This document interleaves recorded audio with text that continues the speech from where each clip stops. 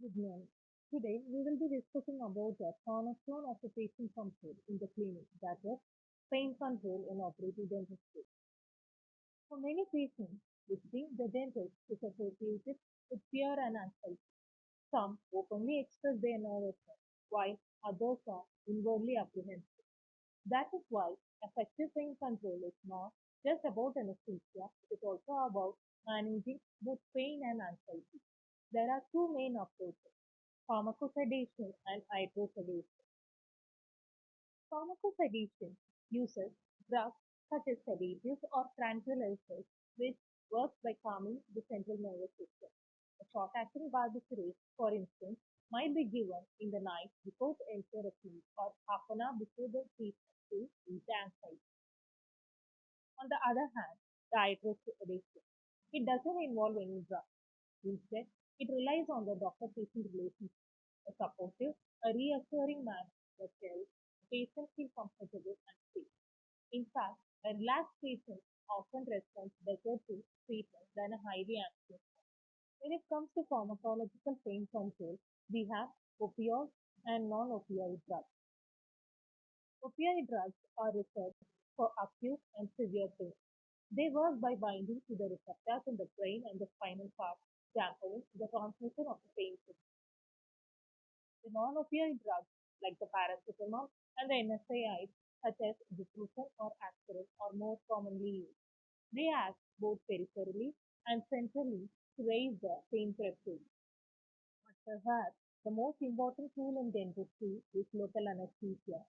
It is defined as a loss of sensation in a circumscribed area of the body caused by the depression of the excitation in nerve endings or an inhibition of the conduction process in the peripheral nerve. It is classified based on the chemical structure and duration of action. The local anesthetic temporarily block the nerve conduction by preventing the sodium ions from entering the nerve fibers. This stops the propagation of the pain impulses.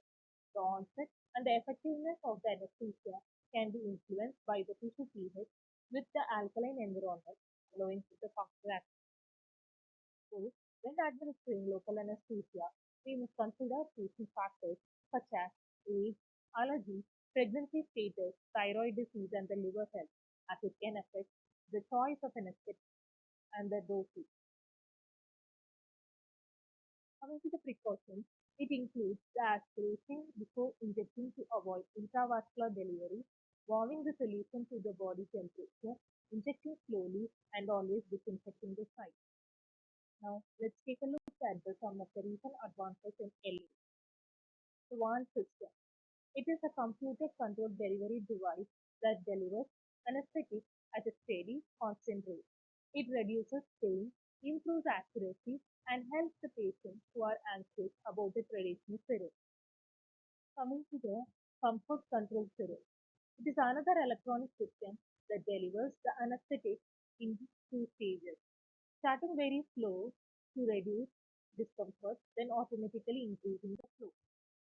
Then comes the TENS, that is transcutaneous electrical nerve stimulation.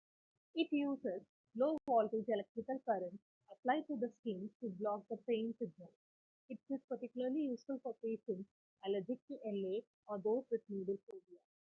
And finally, the needleless syringe that delivers anesthetic through a high pressure jet that penetrates the mucosa without a needle.